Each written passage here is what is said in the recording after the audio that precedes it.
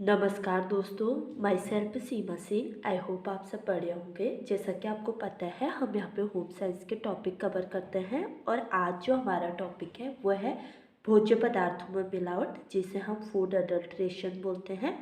तो हम देखेंगे कि भोज्य पदार्थों में मिलावट किस तरीके से की जाती है और आगे हम पढ़ेंगे कि इनके लिए सरकार ने क्या क्या मानक बना रखे हैं और हम भोज्य पदार्थों में जब मिलावट की जाती है तो उसको पहचान कैसे कर सकते हैं। ये सारी चीज़ें हम आगे पढ़ेंगे।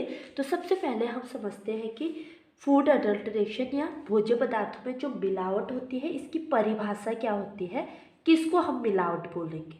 ठीक है, किस स्थिति में जब भोज्य पदार्थों में मिलावट की जाएगी उसको किसको हम मिलावट बोलेंगे, इसकी हम पहले परिभाषा देख लेते हैं।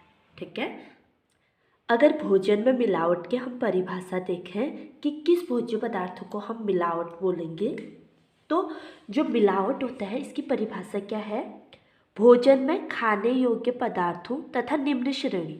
ठीक है, भोजन जो हमारा खाद्य पदार्थ है उसमें न खाने वाले भोज्य पदार्थ यानी कि जिसको व्यक्ति नहीं खा सकता है, और निम्न श्रेणी के भोज्य पदार्थों को मिलाना जिससे कि विक्रेता विक्रेता कौन, जो भोज्य पदार्थों को बेच रहा है। ठीक है, विक्रेता को आर्थिक लाभ हो परंतु उपभोक्ता को आर्थिक नुकसान के साथ साथ स्वास्थ्य पर भी हानिकारक प्रभाव पड़ता है, तो उसे भोजन में मिलावट या फूड अडल्ट्रेशन कहलाता है। ठीक है, तो फूड अडल्ट्रेशन की हम परिभाषा देखें तो इसकी सिंपल सी परिभाषा क्या है, जब हमारे भोजन में न खाने योग्य भोज्य पदार्थ और निम्न श्रेणी मतलब जिनकी जो जिन भोज्य पदार्थों का पोषक मूल्य सबसे कम होता है उन भोज्य पदार्थों को हमारे खाने में मिला दिया जा रहा है, और उससे क्या हो रहा है, जो विक्रेता है जो भोजन को बेच रहा है उसको आर्थिक लाभ हो रहा है, उसको पैसे का लाभ हो रहा है, और जो क्रेता है जो उपभोक्ता है जो खरीद रहा है उस भोज्य पदार्थों को, उसको आर्थिक नुकसान तो हो ही रहा है, उसके साथ उसके स्वास्थ्य पर भी इसका हानिकारक प्रभाव पड़ता है। जब वो मिलावट वाले भोजन को खाता है तो आर्थिक नुकसान तो उसको हो रहा है, लेकिन उसके साथ साथ उसको क्या हो रहा है, उसके स्वास्थ्य पर भी उसका हानिकारक प्रभाव पड़ रहा है, तो उसी को हम फूड एडल्ट्रेशन या मिलावट बोलते हैं। ठीक है, ये तो होगी फूड एडल्ट्रेशन की परिभाषा। अब हम देखेंगे कि जो मिलावट है वो किस तरीके से की जाती है। जैसे अनाज में कोई मिलावट की जा रही है तो अनाज में किन चीज़ों को मिलाया जा रहा है, दूध में अगर मिलावट की जा रही है तो किस तरीके से की जा रही है उसको हम देखेंगे। ठीक है, मिलावट के जो तरीके होते हैं, किस किस प्रकार से मिलावट की जाती है। जैसे अनाज में जब मिलावट की जाती है, जैसे साबुत दाल चावल और गेहूं में मिलावट की जाती है तो अनाज में उसमें क्या किया जाता है, कंकड़ मिट्टी बालू और पत्थर को मिलाया जाता है। ठीक है, इससे क्या होता है कि जो हमारा अनाज है वो तो खराब हो ही रहा है, जब उसको हम तोड़ते हैं तो कंकड़ मिट्टी बालू के कारण जो कम अनाज जाता है उसके साथ जो कंकड़ मिट्टी जाते हैं उससे जो हमारा अनाज होता है उसका वजन बढ़ जाता है, और इसी तरीके से जो क्रेता होता है जो उपभोक्ता होता है उसको नुकसान होता है। ठीक है, फिर दूसरा है दूध में क्या मिलाया जाता है, दूध में पानी मिलाना आम बात है, इसके अतिरिक्त तो उसमें अन्य भोज्य पदार्थों में मिलाए जाते हैं, जैसे अरारोट मिलाया जाता है। आगे हम पढ़ेंगे कि दूध में क्या क्या मिलाया जाता है। और तीसरा तरीका कौन सा है, उत्तम खाद्य पदार्थों के साथ निम्न खाद्य पदार्थों को मिलाना, जैसे घी के साथ डाल्डा मिलाना। डाल्डा क्या है, एक वनस्पति घी है। अगर जब हम घी के साथ डाल्डा को मिला देते हैं तो घी क्या है, उत्तम खाद्य पदार्थ है और डाल्डा निम्न खाद्य पदार्थ है, तो घी के साथ डाल्डा को मिलाना। जैसे काली मिर्च में पपीते के बीज को मिलाना। काली मिर्च और पपीते के बीज को अगर जब हम देखते हैं तो उसमें देखने से कोई अंतर नहीं होता, लेकिन जब हम उनको टेस्ट करते हैं तो उसके बाद पता चलता है कि काली मिर्च में पपीते के बीज मिले हैं। ठीक है, और पीसी हुई लाल मिर्च में ईंट का चूरा मिलाना। ठीक है, तो इस तरीके से जो मिलावट की जाती है वो हमारे भोज्य पदार्थों में की जाती है। भोज्य पदार्थों में मिलावट के कई तरीके हैं जो आगे हम डिटेल में पढ़ेंगे। अभी हम देख रहे हैं कि किस तरीके से मिलावट की जाती है। अब हम देखेंगे भोज्य पदार्थों में मिलावट का उद्देश्य क्या है, किस उद्देश्य से मिलावट की जाती है। भोज्य पदार्थों में मिलावट के उद्देश्य क्या है, विक्रेता द्वारा अधिक लाभ कमाना, जो भोज्य पदार्थों को बेच रहा है जो विक्रेता है उसके द्वारा अधिक लाभ कमाना,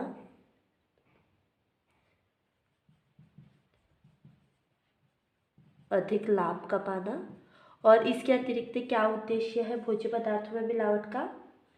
मांग, जितने लोगों में भोज्य पदार्थ की मांग है, मांग के अनुरूप पूर्ति न होने पर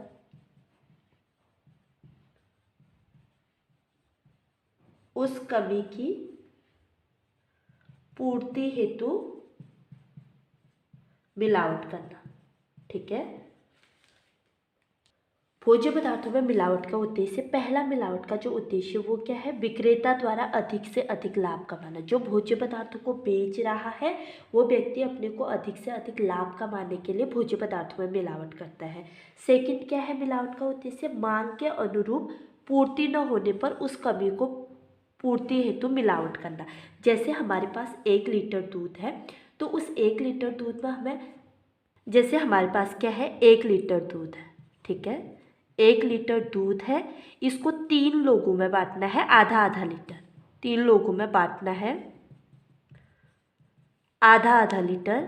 तो हम इसको क्या करेंगे, जो 1 लीटर दूध है इसमें आधा लीटर पानी मिलाएंगे तो इसको कितना कर देंगे, 1.5 लीटर दूध कर देंगे। और जब 1.5 लीटर दूध हो जाएगा तो उसको क्या करेंगे, हम आधा आधा लीटर 3 लोगों में बांट देंगे।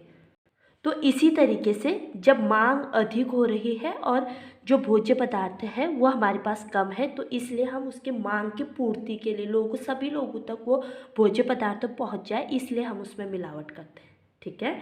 तो ये भी एक कारण है भोज्य पदार्थ में मिलावट का। तो भोज्य पदार्थ में मिलावट के उद्देश्य 2 तरीके से हमने देखा, विक्रेता द्वारा अधिक लाभ कमाना और मांग के अनुरूप पूर्ति न होने पर उसकी कमी को जब हम पूरा करते हैं। अगर लोगों में भोज्य पदार्थ से लेकर अधिक मांग है और जो भोज्य पदार्थ है उसकी मात्रा कम है, अगर जब हम उसमें मिलावट कर देंगे तो उससे क्या होगा, भोज्य पदार्थ की जो मांग होगी उसके अनुसार भोज्य पदार्थ की मात्रा भी हो जाएगी। तो इस तरीके से भी हम भोज्य पदार्थ में मिलावट करते हैं। ये भी भोज्य पदार्थ में मिलावट करने का एक उद्देश्य है।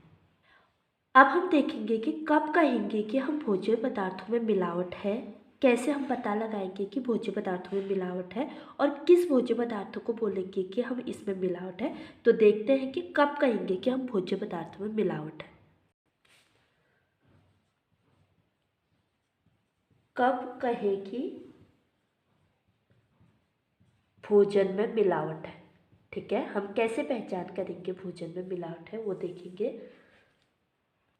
अच्छा, अब हम देख रहे हैं कि कब कहेंगे कि हम भोजन में मिलावट है। ठीक है, कैसे हमें पता लगेगा कि जो भोज्य पदार्थ है उसमें मिलावट हुई है। तो जो सबसे पहला पॉइंट है उसमें क्या है, भोज्य पदार्थों में वजन बढ़ाने हेतु उसमें सस्ते एवं निम्न कोटि के भोज्य पदार्थ की मिलावट मिला दिए गए हों। ठीक है, जो हमारा भोज्य पदार्थ है, तो जो उच्च कोटि के बीज हैं उसमें जब हम निम्न कोटि के बीज, जो फफूंदी, जीवाणु और विषाणु ने उनको खराब किया है, उन बीजों को मिला देंगे ताकि जो हमारा उच्च कोटि के बीज है उसका वजन बढ़ जाए। तो ये भी क्या कहलाएगा, मिलावट कहलाएगा। फिर दूसरा क्या है, बेचे जाने वाले भोज्य पदार्थों की गुणवत्ता ग्राहक की मांग के अनुरूप ना हो। जो हम भोज्य पदार्थ बेच रहे हैं, जब उस भोज्य पदार्थ की गुणवत्ता ग्राहक की मांग, ग्राहक जैसा चाहता है, जो क्रेता है जो भोज्य पदार्थ को खरीद रहा है वो जैसा भोज्य पदार्थ चाहता है उसे उस तरीके का भोज्य पदार्थ नहीं मिल रहा है, उसके मांग के अनुसार उसको भोज्य पदार्थ नहीं मिल रहा है, तो उसे भी हम मिलावट बोलते हैं। ठीक है। थर्ड पॉइंट क्या है, भोज्य पदार्थ में उपस्थित पौष्टिक तत्व पूर्णतः निकाल लिए गए हो तो उसे भी हम मिलावट बोलेंगे। जैसे जो बादाम होता है, बादाम में से, बादाम के बीज में से जो बादाम है उसके तेल को निकाल लेना। ठीक है, ऐसा किया जाता है अक्सर कि जो बादाम होता है उस बादाम के बीज में से जो उसका तेल है उसको निकाल देते हैं और फिर उसके बाद बादाम को बेचा जाता है। तो ये भी एक तरीके की मिलावट कहलाई जाएगी। उसके जो पौष्टिक तत्व है उसको जब हम निकाल देते हैं और फिर उसके बाद उसको मार्केट में बेचते हैं तो वो भी क्या कहलाएगा, मिलावट कहलाएगा। तो भोज्य पदार्थों में उपस्थित जो पौष्टिक तत्व है उसको जब हम निकाल देते हैं तो उसको फिर उसको बेचेंगे तो उसको हम मिलावट कहलाएंगे। जैसे हमारे पास एग्जांपल है कि जैसे जो बादाम है, बादाम में से उसके ऑयल को जब निकाल लेते हैं और उसके बाद उसको बेचा जाता है तो वो भी एक तरीके की मिलावट है। फोर्थ पॉइंट है, मिलावट हम किसे कहेंगे, भोज्य पदार्थों में कोई विषाक्त पदार्थ अगर मिल गया हो तो उसे भी हम मिलावट बोलेंगे। जैसे दूध में है, दूध में अरारोट को हम मिला रहे हैं और पानी मिला रहे हैं, तो इन विषाक्त पदार्थों को जब हम मिला देते हैं किसी भोज्य पदार्थ में तो वो भी एक तरीके का मिलावट कहलाता है। फिफ्थ पॉइंट है भोज्य पदार्थों की गुणवत्ता बताए गए स्तर से कम हो। फिफ्थ पॉइंट क्या है, भोज्य पदार्थों की गुणवत्ता बताए गए स्तर से कम हो। जैसे हमने किसी पैकेट पे भोज्य पदार्थ की जो गुणवत्ता है, जैसे हमने किसी बिस्किट के पैकेट पे लिखा है कि उसमें जो एनर्जी है वो 300 किलो कैलोरी है, ठीक है। हमने लिखा है कि जो बिस्किट का पैकेट है उसमें जो कैलोरी की मात्रा है वो कितनी है, 300 किलो कैलोरी है। लेकिन जब उसका माप किया जाता है तो उसमें 250 किलो कैलोरी ही जो एनर्जी की मात्रा है उतनी निकलती है। तो ये भी एक तरीके की मिलावट है। लिखा कुछ है पैकेट पे, लेकिन जब उसको देखा जाता है, उसका परीक्षण किया जाता है, उसके बाद पता चलता है कि इसमें जो लिखा है वो गलत है। जिसमें कैलोरी की मात्रा 300 किलो कैलोरी लिखी है, लेकिन उस पर कितनी है, 250 किलो कैलोरी है। तो ये भी एक तरीके का मिलावट है, ठीक है। और 6 पॉइंट है भोजन में हानिकारक तत्व, विषाणु, जीवाणु, कीड़े, फफूंदी, सूक्ष्म जीव उत्पन्न हो गए हैं, तो इसको भी हम मिलावट बोलेंगे।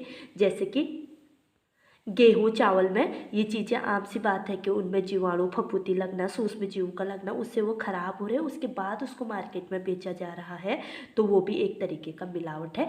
इन सारे पॉइंट को देख के हम कह सकते हैं कि भोज्य पदार्थों में इस तरीके से मिलावट की जाती है, ठीक है।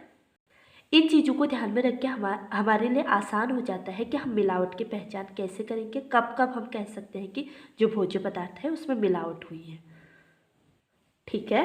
तो हमने देखा कि कब कहेंगे हम भोजन में मिलावट हुई है।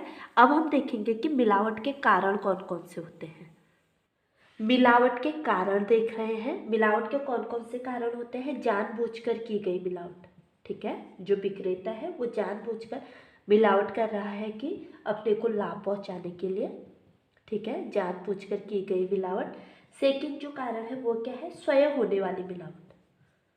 स्वयं होने वाली मिलावट, ये क्या होता है, जो हमारा भोज्य पदार्थ होता है इसको जानबूझकर इसमें मिलावट नहीं की जाती है, ये स्वतः ही हो जाती है। जैसे भोज्य पदार्थों को अगर हम लंबे समय तक रखते हैं तो उसके कारण वो खराब हो जाती है।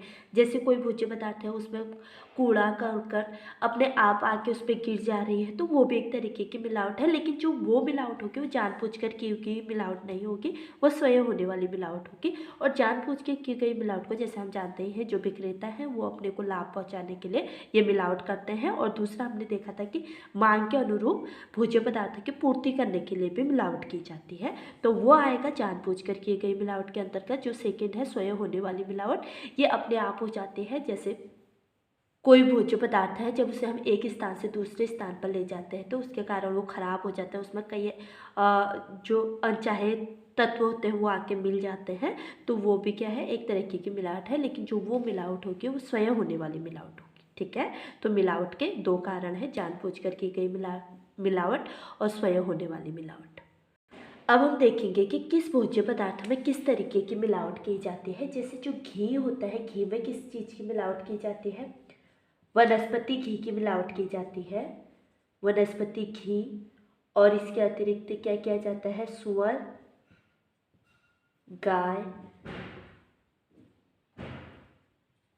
और भैंस की चर्बी मिलाई जाती है, ठीक है। चर्बी को मिलाया जाता है घी में।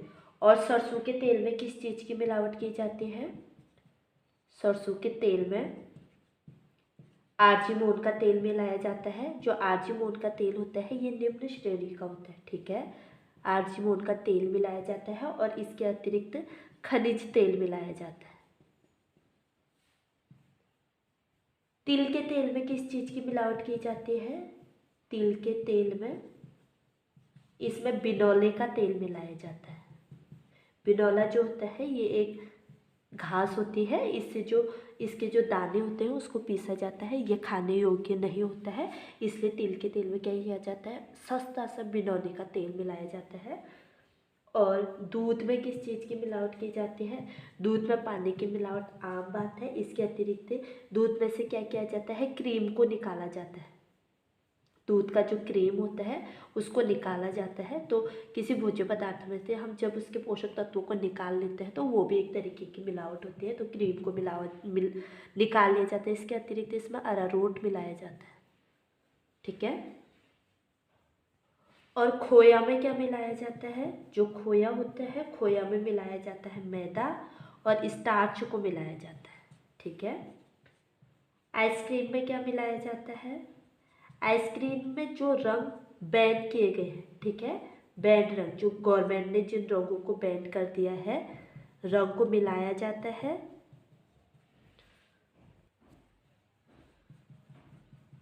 और आइसक्रीम की मिठास अधिक हो इसके लिए उसमें क्या मिलाया जाता है? सैक्रीन मिलाया जाता है, सैक्रीन मिलाया जाता है, ठीक है। और दाल में क्या मिलाया जाता है? जो दाल होते हैं, दाल में खिसारी दाल मिलाई जाती है। खिसारी दाल क्या है? निम्न श्रेणी की दाल है। और दाल में कंकड़, पत्थर, बालू, ये आम सी चीज़ें हैं, ठीक है, ये मिलाए जाते हैं। और इसके अतिरिक्त जो चाय पत्तियाँ हैं, चाय पत्तियों में किस चीज़ की मिलावट की जाती है? लकड़ी का जो बुरादा होता है उसमें कलर करके उसको मिलाया जाता है। और उपयोग की गई हुई चाय पत्तियों को सुखाकर फिर उनमें कलर करके उनको मिलाया जाता है, ठीक है। उपयोग की गई चाय पत्ती को सुखाकर मिलावट की जाती है।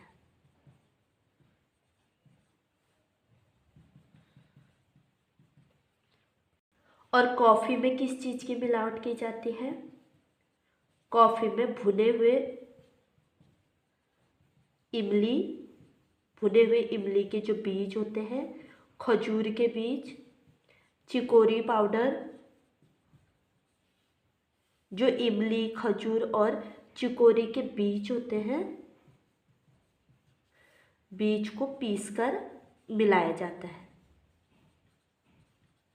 मिलाया जाता है, ठीक है। तो कुछ भोज्य पदार्थ ऐसे हैं जिनमें मिलावट अक्सर देखी जाती है। जैसे घी में क्या मिलाया जाता है? डाल्डा मिलाया जाता है। जैसे वनस्पति घी, सुअर, गाय, भैंस की चर्बी को मिलाया जाता है। डाल्डा मिलाना तो घी में आम सी बात है, ठीक है। और सरसों के तेल में क्या मिलाया जाता है? आर्जीमोन का तेल मिलाया जाता है और खनिज तेल मिलाया जाता है। और जो आर्जीमोन का तेल होता है ना, आर्जीमोन के तेल से क्या होता है? ड्रॉप्सी रोग होता है,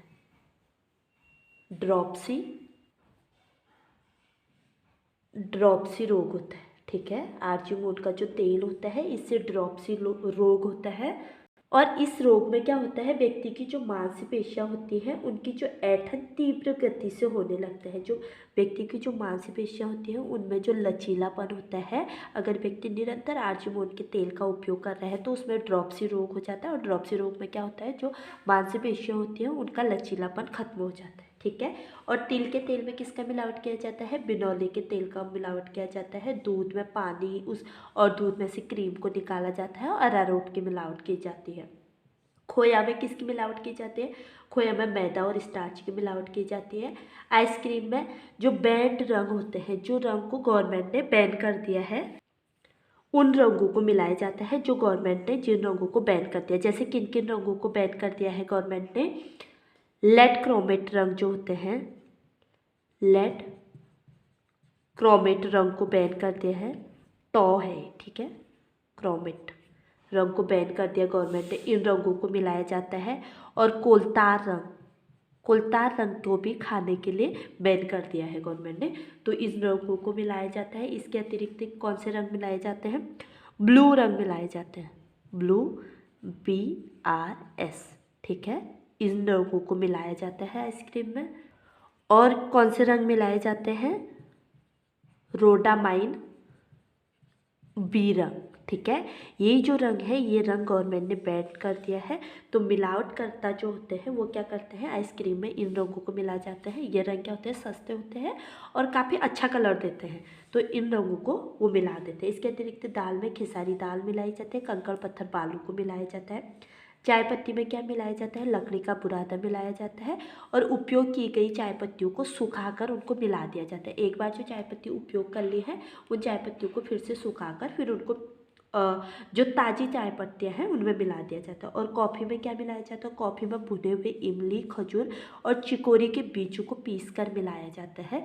तो ये क्या होते हैं, ये जो हमारी कॉफ़ी है, कॉफ़ी की मात्रा इसमें कम रहती है। इसके अतिरिक्त जो अन्य है जैसे इमली, खजूर और चिकोरी की मात्रा अधिक होती है। इससे क्या होगा, इससे जो बेच रहा है उस व्यक्ति को तो लाभ होगा, लेकिन जो व्यक्ति खरीद रहा है उसको आर्थिक लाभ से नुकसान तो होगा। इसके अतिरिक्त तो उसके स्वास्थ्य के हिसाब से भी उसके लिए हानिकारक हो जाते हैं। ठीक है, तो आज हमने देख लिया कि मिलावट कैसे होती है और किन किन भोज्य पदार्थों में किस तरीके से मिलावट की जाती है, ये देख लिया। जो आगे आने वाली वीडियो होगी उसमें हम देखेंगे कि मिलावट की पहचान हम कैसे करेंगे। उसके लिए 2 विधि हैं, जैसे भौतिक परीक्षण और रासायनिक परीक्षण के माध्यम से हम मिलावट की पहचान करते हैं। और फिर उसके बाद हम पढ़ेंगे कि भोज्य पदार्थों की गुणवत्ता हेतु कुछ मानक बनाए गए हैं। गवर्नमेंट ने कुछ ऐसे स्टैंडर्ड्स मानक बनाए हैं जिनके माध्यम से हम जो भोज्य पदार्थ हैं उनकी मिलावट की पहचान कर सकते हैं। फिर इन चीज़ों को हम आगे को पढ़ेंगे। ठीक है, तो अगर आपको मेरी वीडियो पसंद आए तो प्लीज़ लाइक, शेयर, कमेंट और सब्सक्राइब करना ना भूलें। मिलते हैं अपने अगले वीडियो में, तब तक के लिए बाय।